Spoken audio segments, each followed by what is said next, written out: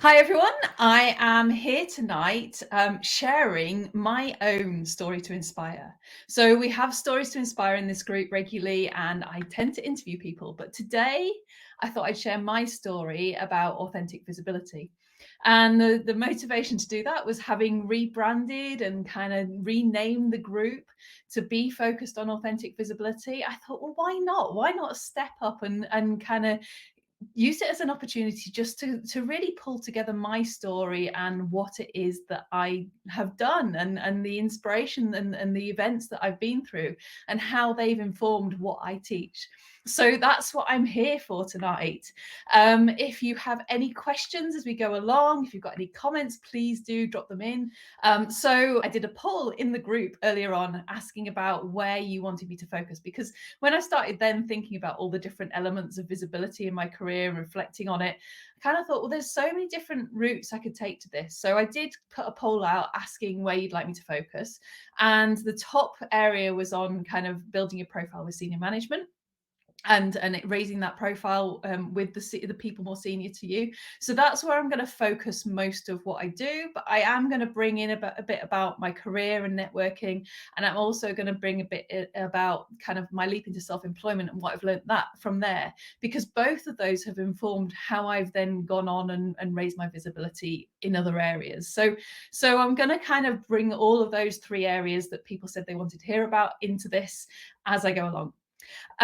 I'm also going to format this a bit like a usual interview that I do. So it's almost like I'm going to be interviewing myself. I'm going to be flashing up some questions and I'm going to use that to kind of guide me and keep me on track as I would if there was someone alongside me, because I thought that might be just a little bit fun. So hope you enjoy it. And please do, as I said, ask questions. Anything that's coming up for you around authentic visibility, even if it's not relevant to my journey, please do drop it in because I'll pick it up and I'll use it in the group. So first question that I had is, well, this is what I ask everyone else. Tell us a bit about you and your link to the world of tech. So let me introduce myself. So I am Emma Cowling. I am a leadership coach working with women in tech, but I started off as a software developer and I started off working on image processing, developing kind of novel ways of gathering information from imagery for robotics, for CCTV cameras, for security. So that was my starting point. And my journey has gone through stepping from being a developer into being a manager, and then moving into being in business development and kind of helping to grow businesses and startup tech businesses, through to running a major project, working with the games industry and small businesses there, and then into my role now, running my own business, working with people in tech. So there is a story. It's quite a squiggly one, but there is a story around that, and I know I've shared that elsewhere. But I just wanted to highlight that, and I'm going to go through most of those roles just to highlight the different elements of visibility and authentic visibility as I've gone through them. So I thought it'd be useful just to give you that backdrop so you can see the journey as a big picture, and then we'll go into the detail. The first thing I thought might be useful is just starting with when I was an engineer. Okay, so visibility. I started out as a graduate. I was working on kind of software development, as I said, in image processing, and I was pretty junior and I was pretty shy, and I didn't really kind of have that much confidence in putting myself out there. But actually, I did start to get noticed, and my visibility kind of within the company naturally started to grow without me doing very much about it. Or that's what I thought when I was going along that journey. But in actual fact, I was doing stuff, but I was doing it without realizing it.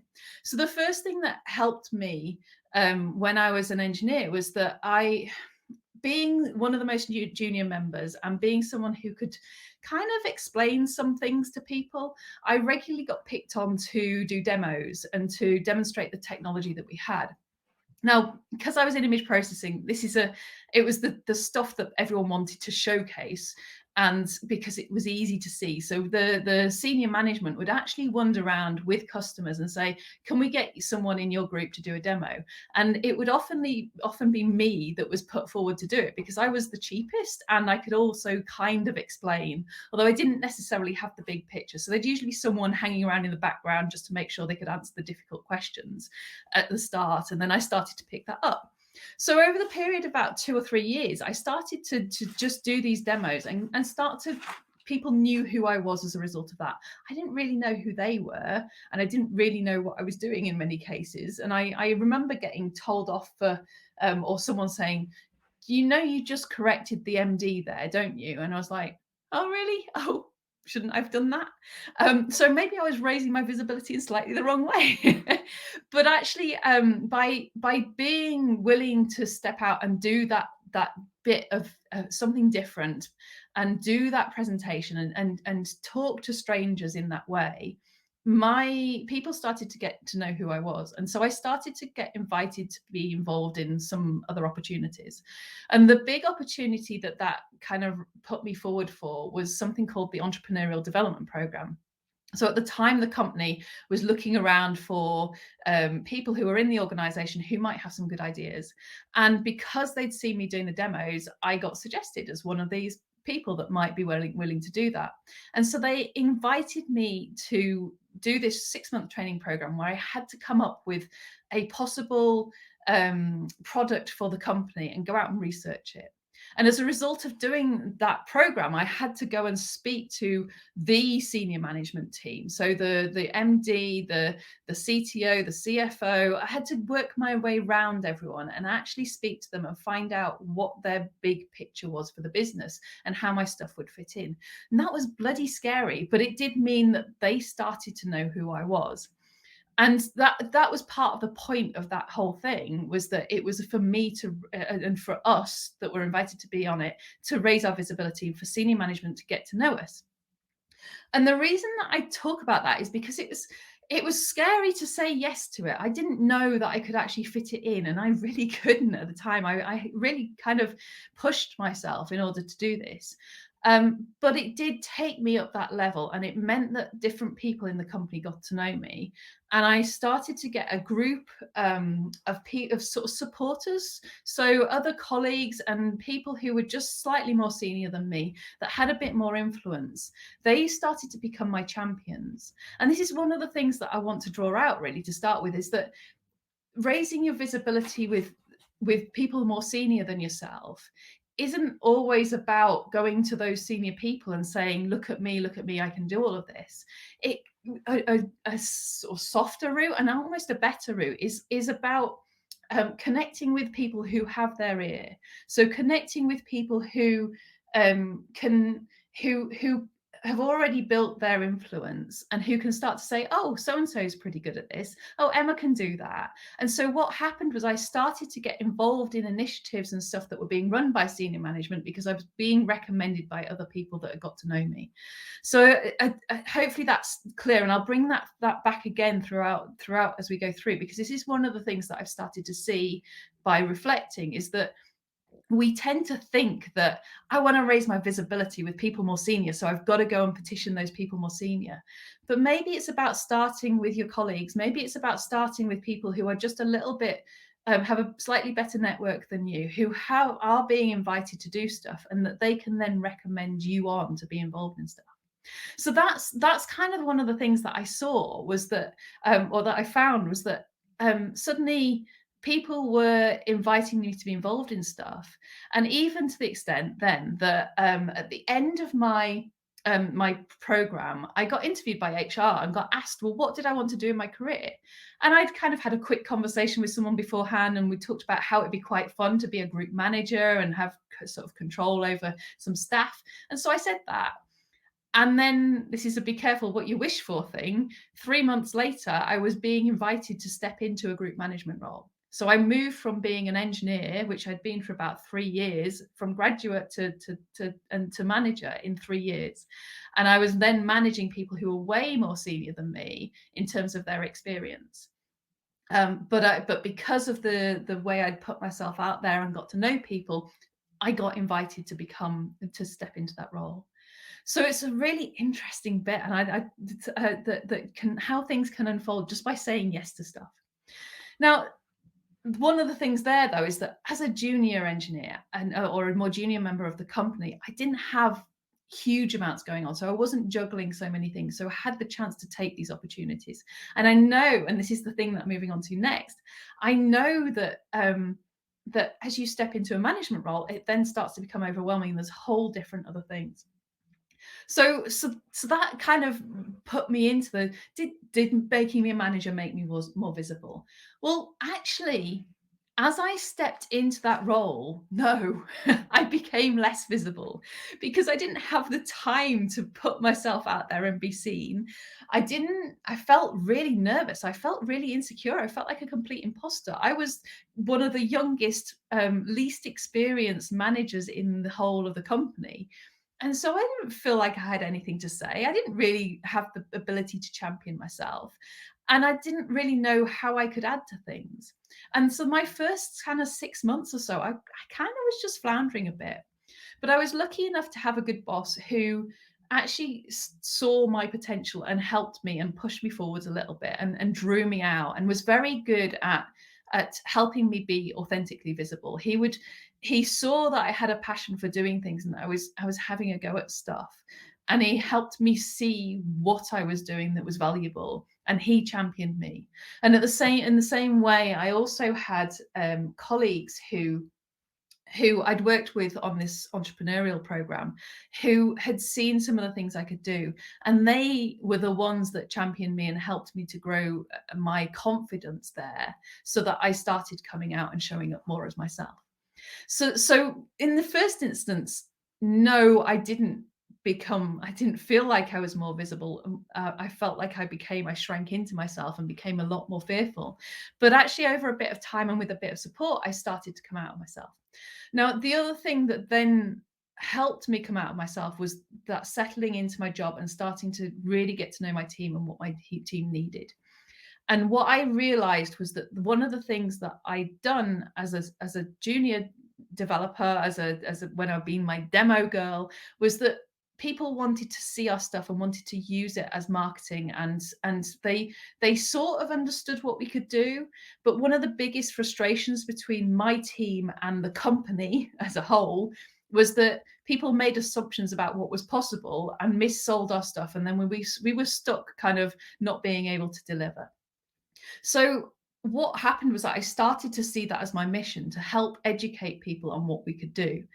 And as that started to come through and I started to connect with that, I let go of the fear because I now had something to go out and I was speaking out on behalf of my team. So I was getting to know my team and asking them questions, and then I was speaking out on behalf of them. So that's kind of then what did I do? Okay, so what started to get me noticed again by senior management, and so that they saw that the investment they'd made in me and putting me into this role was actually valuable. Well, some of the stuff was just me taking that idea of, okay, as a group manager, I was responsible for bringing in work and making sure my staff were utilized. I was responsible for making sure that the business that came into the company, actually there was stuff for my vision processing group to do, and a lot of that stuff was done by us. But there were other people in the company who could help us, and they just didn't know enough about us. So I had this great idea based on the stuff I'd been doing with demos, and I realized that, well, if I can get the people, just people generally in the company, coming along to see our demos and meet people within the group so that they can actually form a relationship with them, then wouldn't that be a better way than me kind of trying to trawl my way and speak to everyone? So I ended up doing this thing called a demos week, where I got everyone in the group to come up with something that they'd worked on that they could talk about and that they could showcase to people. And then we kind of did some internal flyers and posted them around the company and said, come along, we're here at lunchtime, you can drop into our office and you can get a demonstration of what we do. And everyone from the most junior person within the company, within the team, through to the most senior, was there sitting there with something that they could showcase that people might not know about, that people, and to show them why it was, what was challenging about it, but also what was really good about it as well, and what the value it brought. And some of the people messed up on it, some of the people didn't get it, some of the people didn't really work, and some people didn't come along. But it gave us a framework to say, this is what we do. And it raised the visibility of my team, which also raised my visibility along the way. And that, not only, it was a marketing effort, it was a kind of a marketing promotional thing, but coming from the point of view of, how do I help people understand us better so that we get better work which is more aligned to the stuff that we want to do. And I think when you're coming from that place, and this is the authenticity element, we weren't doing it for the sake of doing it. We weren't doing it just to raise our profile and kind of make a big splash. We were doing it because it was, well, we need to educate people, we need to help them see some of the behind the scenes stuff. And that was my message to my team, was, it's worth doing this because this is how we help them to win work that you want to do. Instead of them bringing us random bits and pieces that don't fit with our capabilities, let's show them what we're capable of. And then hopefully they'll be able to sell that better, and they'll invite you along to meetings, and they'll get to know you so that the work that they win aligns. And maybe also, and this is some of the stuff that happened, is that collaborations can be formed with other people, other engineers in the company, where we can kind of come up with new ways of doing things. And so some of those sparks came through as a result. Now, I'd love to say we then got loads of work as a result of it, but it wasn't like that. It was kind of a slow process. And I tried to do these demos weeks every once a year. It took a lot of effort, but I felt it was a really good way of us increasing our visibility. So that's one way. And of course, as a result of that, my visibility increased. And this is where it's difficult to say. So at that point, the people more senior to me was the kind of the board of directors, but there were other managers who didn't know who we were, who were kind of on the same level as me. They were group managers, and them getting to know me was useful as well. But actually, some of the most valuable connections I then made from as a result of that was that the marketing team got to know what we could do. And the marketing team got to know that they could come to us for stuff. And so what happened is we started to find that more of our work got promoted within the company as well. And they started, instead of, again, packaging something up and selling something, I became a person to go to say, what can you actually do? Give us some advice on this. And because I was then involved in that, I started to get pulled into other initiatives too. So I'm hoping that, again, I'm sort of illustrating that it's not just about putting yourself in front of those people. It's about doing some things and taking some risks and kind of having a go at some stuff, which builds your relationships with the people around you. And as a result of building those relationships, they then speak to other people and they recommend you. And then that builds your visibility more globally. And that's really then what I want to move on to when I'm talking about. So off the back of that, I then changed career. I moved on about 4 years later to a new career. Actually 7 years later, I did 7 years as a manager, but there was a shift in between. But then I decided it was time to move on, and I made quite a big leap. I moved from being in in Southampton, and to being in York. So I made quite a big leap there, and I had no clue how to find a job. I'd found my first graduate role at Roke quite easily, and then my career progressed within that company. And then what do I do?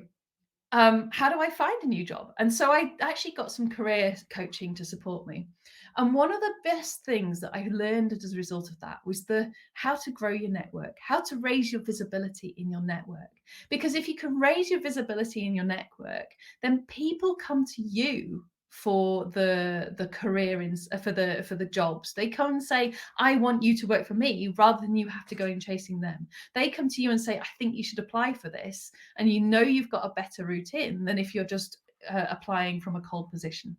So I did learn quite a lot as a result of that shift about building and growing my network.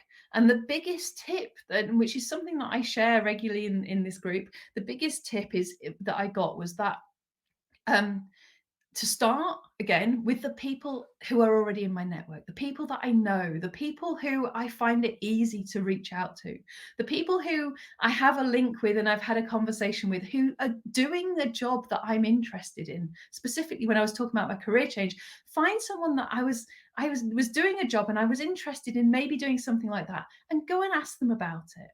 And this got me to be braver and reach out to some of those people who I wouldn't normally talk about this stuff with, and say, "Can I just have half an hour with you talking about what it is that you do?" And when they came back to me, and we had a conversation, and most of them did. Most of them were willing to share and give a bit of insight about what they did. They're willing to pass their knowledge down. As a result of that, they I got to kind of connect with their network. So I would ask them, "Do you know anyone else that you could introduce me to that could help me there?" And so they not only, as a result of that conversation, got to hear about what I was interested in and what I did, because that conversation became two-way. I asked them first, and they tend to come back and then say, "So what do you do? Where are your skills and stuff?" And so we had that conversation. But then they would introduce me to other people within their network. And the people in their network, some of them were extremely senior, some of them were fairly were not relevant at all. Some of them were in a completely different kind of area of tech. And so I got to meet and talk to a lot of different people. I got invited to a networking event that I would not normally have gone to down in London. I had all sorts of things that I started to do, which just raised my visibility within the community. And that was just from starting with the people that I knew, including friends and family. I had one of the threads was just someone who's my parents' friend, um, who I'd never really ever spoken to before. And I got chatting to over a conversation at my mum was throwing a party or something like that. And I just ended up chatting to him, found out that he did some stuff in tech, got sort of asked him about directorships and what his involvement was there. Told him that I was interested in sort of looking around, and he said, "Oh, I've got to introduce you to this person, and why don't you come to this networking meeting? I'll introduce you." And suddenly, this kind of big network opened, and people from a completely different area knew who I was. And because I was being introduced by him, it was like he had the influence already, and so they listened to him as a result. So that's, again, trying to illustrate that relationship building connection way of just slowly growing your visibility can really help there. So I moved jobs. So I went from being a manager, having a group of 30 people within an engineering company, about 500 people in the company, but it was a fairly flat structure. So I had a fairly good route up to senior management. So it wasn't that hard in my first company for senior management to know who you were. And then I moved into a university. So I moved into a university, the University of York, and I became a business development manager. Now, in that role, my role was to be visible to a particular group of academics, to provide them support, and to help them to know how to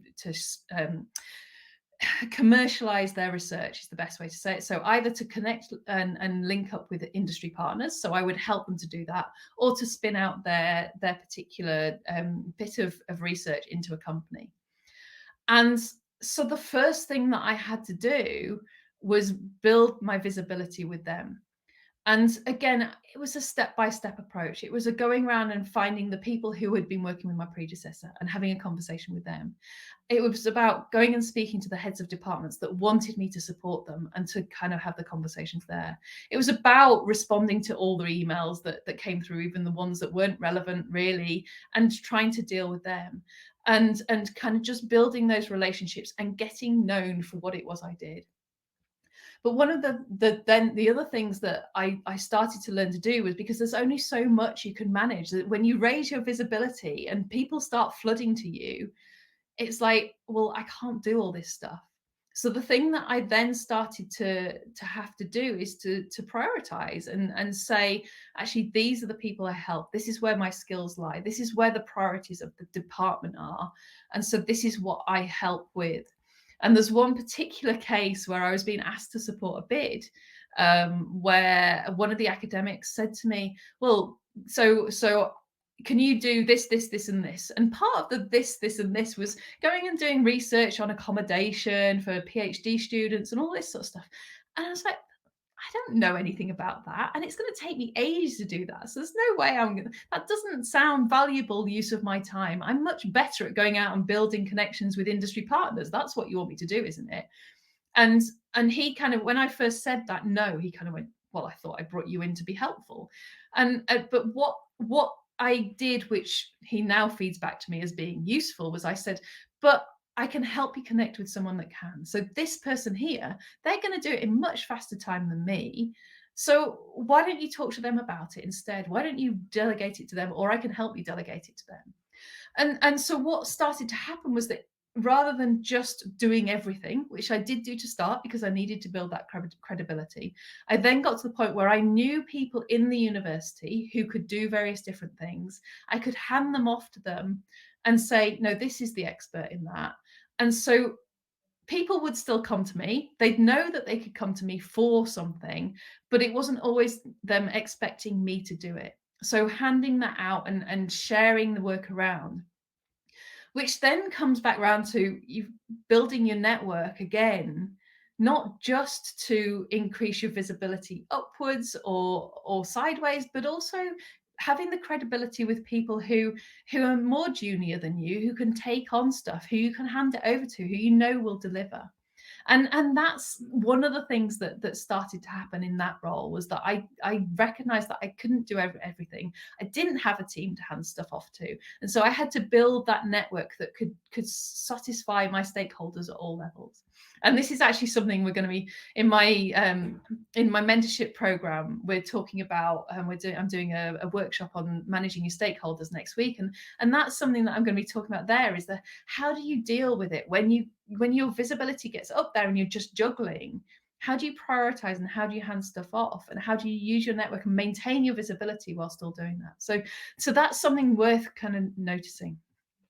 So that's kind of the within that role, the it was different, to a different way of approaching things, but similar in a way, but I had to do it differently. One of the other things that I did, sorry, that I was going to share about as well, which, so because the university was such a top-down kind of structural organization, it was very difficult to get visible to the top. And so it was hard to be seen by the PBCs, so the equivalent of the directors. But if you did, then it was good to get that visibility. It meant that you had some leverage over people. Now, one of the ways that I went about doing this, which was quite useful, was I started organising some cross-disciplinary events, so some cross-company events.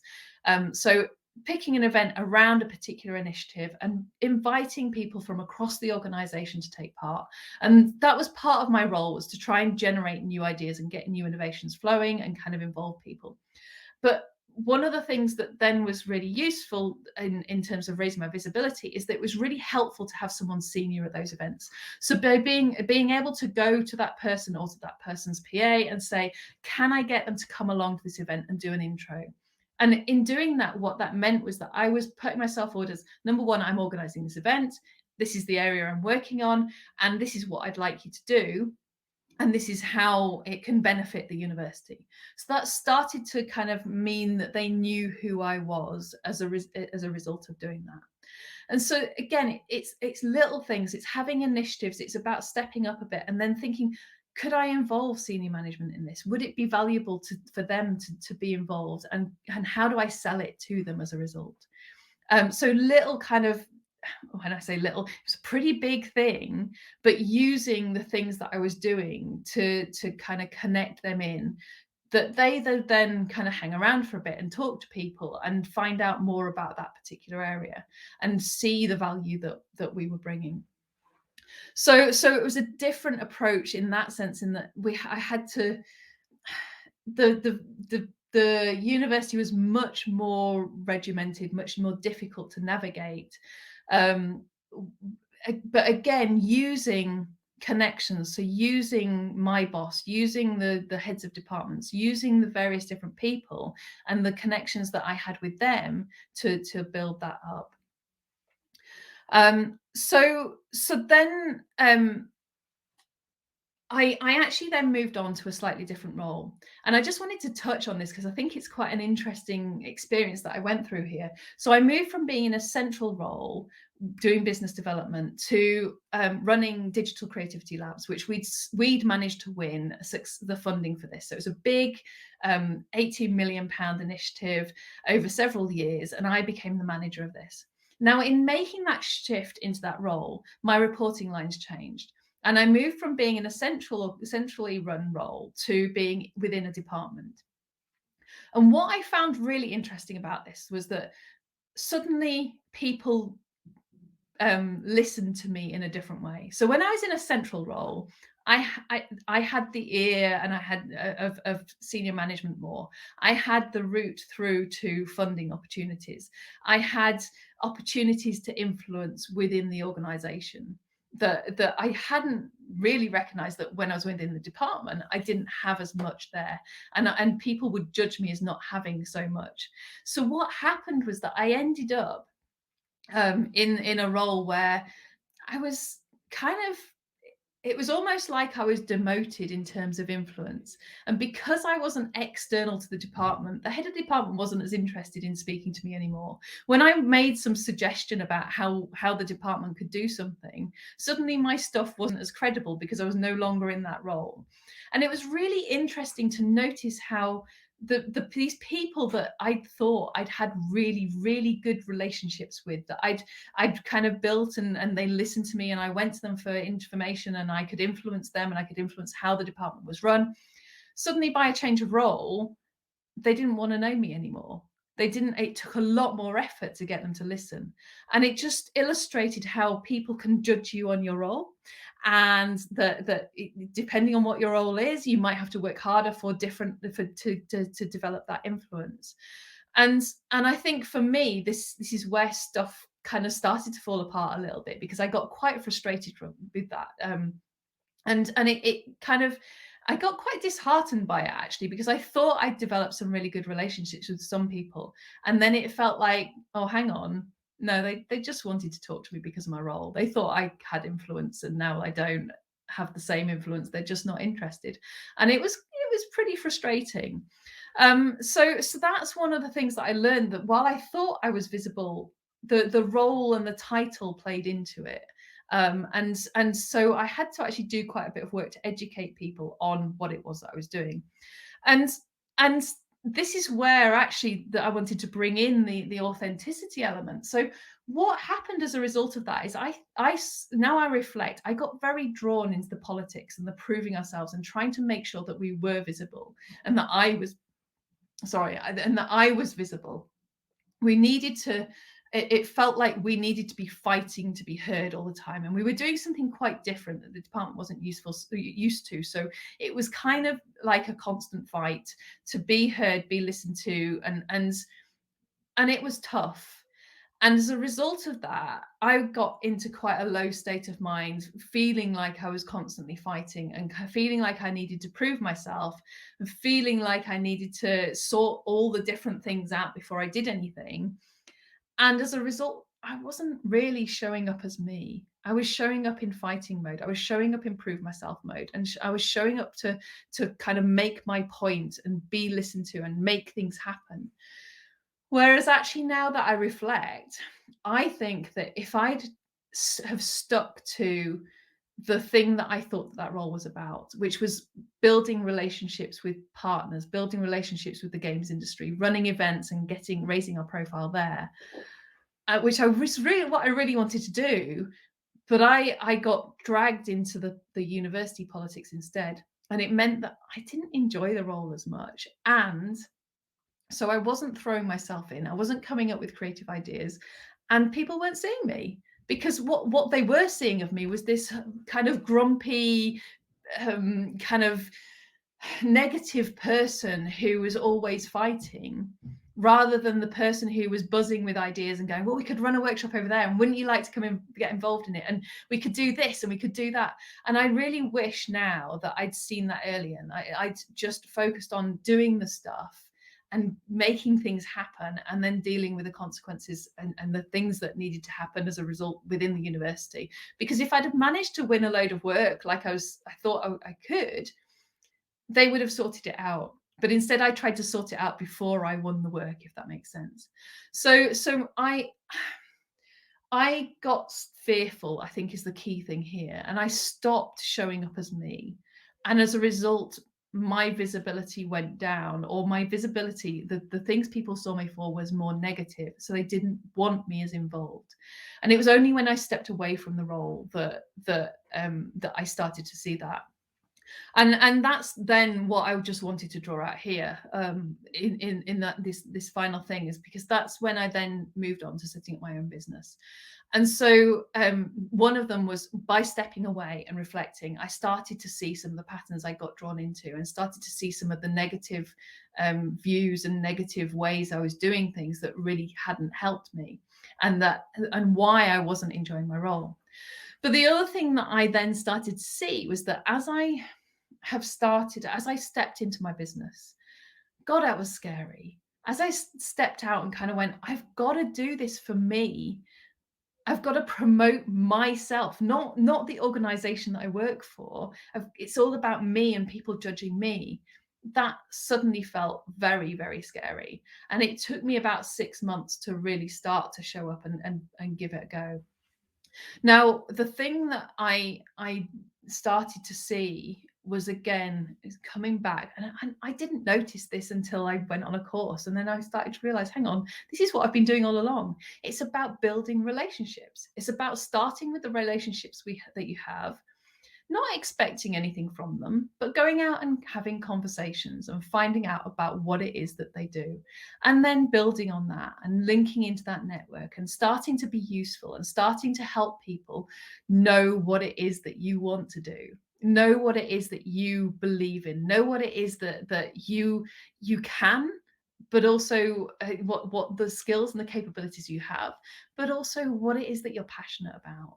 And when I started to do that, when I started to just show up as me, talking about me, helping people understand what I could do with experiences, with stories, then more people connected, and more people started to join my network, and people wanted to know who I am.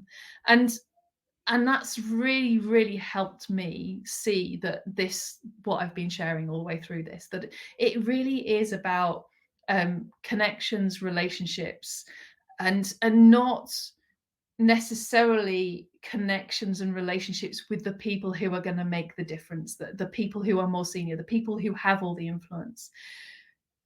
If you don't know them, then you've got to get to know them. They've got to get to know you. They're human too, but why should they get to know you over anyone else? If you build the group of connections around you into people that are there to support you, then those connections know people, and those connections know people. And so you just keep on extending out and keep on getting introduced and keep on having conversations. And that's how your visibility grows. And so that's really what I've learned about authentic visibility, and started to really see it. And this group is a great example. There are people in this group who I have never met. Lots of people. I don't think I've met many people at all. There's some people who are local, but many of them I've never met before. Many of you we haven't had a one-to-one conversation. You've seen me show up, so you've seen me speak about things. You've heard my story, and you probably know more about me than I know about you, because I'm being visible. But hopefully by me being visible, that's helping you feel like you could come to me if there's something that you wanted to work on. You know what it is that I offer, I hope, and I'm hoping to make that clearer, because there's some new offers coming out soon. But you know what it is that I can do for you as a result of the things that I've been sharing. And so the fact that you know who I am, even though we were at one stage complete strangers, somehow we've made that connection.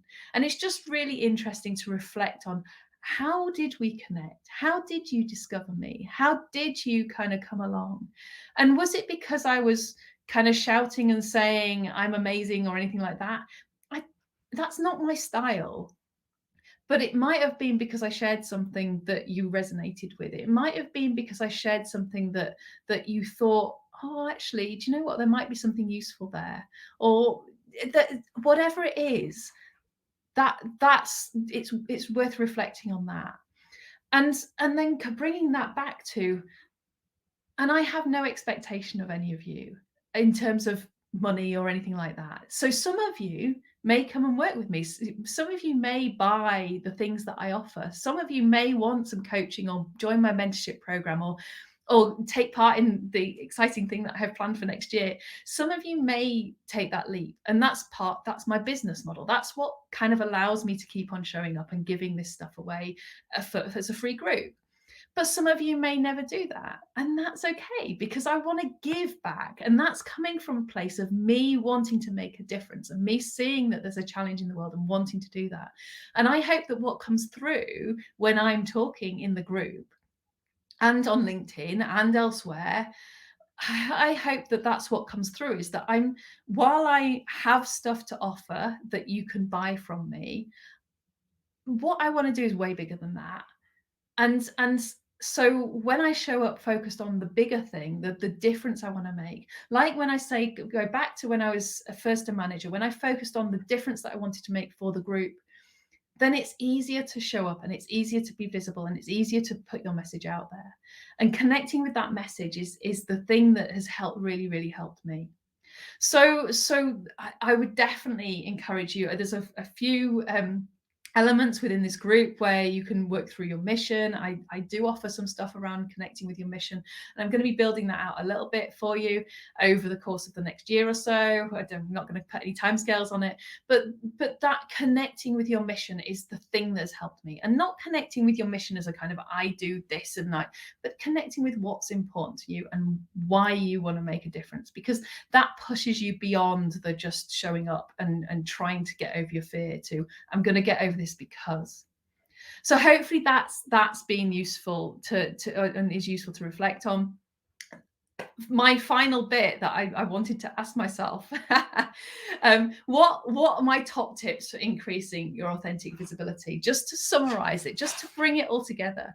So the first one that I have reinforced throughout this is it's about the relationships. It's about building connected relationships, authentic relationships. It's about keeping on getting to know people and understanding what it is that's going on for them, so that you can offer your stuff that they need, and you can tell them how what you offer fits. And that fits into the next one. It's actually putting your stuff out there, and putting your stuff out there, not because you're trying to sell it to people, but putting your stuff out there to help them understand what it is that you do. So whether that's within an organization or wherever it is, helping, and again, this is going back to the stuff I did in the early days, helping people understand, what really do you do? What is it that they could come to you for? Make it easy for them to go, oh, I know who to go to for that problem. I'm going to go and ask them straight away. Instead of going, well, I'm not quite sure. They've said they sort of do this, but and the way you can help them see that is by sharing examples of what you've done, by sharing stories about the sort of thing you do on a daily basis. It's like you're explaining to your mum and dad what is it that's your job. Keep it simple and just keep on showing up and telling and giving different examples, and that helps people to understand, well, this is what you represent. So that's the other thing. And then the third one I had is that I just wanted to draw out is that it's that recognizing that your connections exist at every level. So while you may want to build your visibility with the people above you, it's the people who are around you who will help you do that. It's kind of not getting too far ahead of yourself and staying with the making those connections, getting to know those people around you, getting to know them better, and helping them to help you kind of be heard and be seen. And I think that is the most powerful way, because as soon as you start to use other people's networks, and use the network sounds like it's kind of taking advantage of, but they're going to use yours too. So as soon as you start making those connections and sharing with other people and opening up, then that's where it really pulls you up so much more. So those would be my three kind of takeaways: the put yourself out there, the build the relationships, and use the connections. That's how you build your authentic visibility, and the authenticity comes in the relationship, the human connection that you bring within it. Do it from your heart, do it from what you believe in. So that's all I had to say. I hope this has been useful to you. The one thing that I want to end on is just a quick announcement. So I've mentioned that we're going to be doing a kind of quarterly visibility challenge. We're going to be in the group, we're going to have a week where we just give ourselves the challenge of raising our visibility and doing it authentically. And so every day over that period of that week, I'm going to be showing up and giving you a little task, giving you a nudge to go and do something. I'll be around, I'll do a masterclass, and I haven't completely figured out exactly what the support will be at the moment, but it'll be a slightly more energized thing going on in the group where we can all share and we can all boost and take ourselves and be more visible. Now, those visibility challenges are going to be themed. So we are going to be theming this next one around raising your visibility with senior management. And partly because I've heard that several times that people want to do that. You've consistently fed back to me that that's been an interest, to raise your visibility with senior management. So I am going to be theming that visibility challenge around that particular theme. So specifically thinking about, within my organization, who are the senior managers? How can I reach them? What are the ways that I can push myself and get myself up there? And so we'll be focusing on that for a week, and I'll be giving you that little boost. So put it in your diary, 29th of November. You don't need to keep anything free, but it's going to be a time when hopefully you're going to show up and maybe put a bit more into it. So maybe keep it a light week if you can. But if not, there'll be stuff to do anyway. And I hope this has been useful. Please do, if you have any questions, any comments, anything in follow up to this, please do drop them below. And I'm looking forward to hearing more from you. See you later. Bye.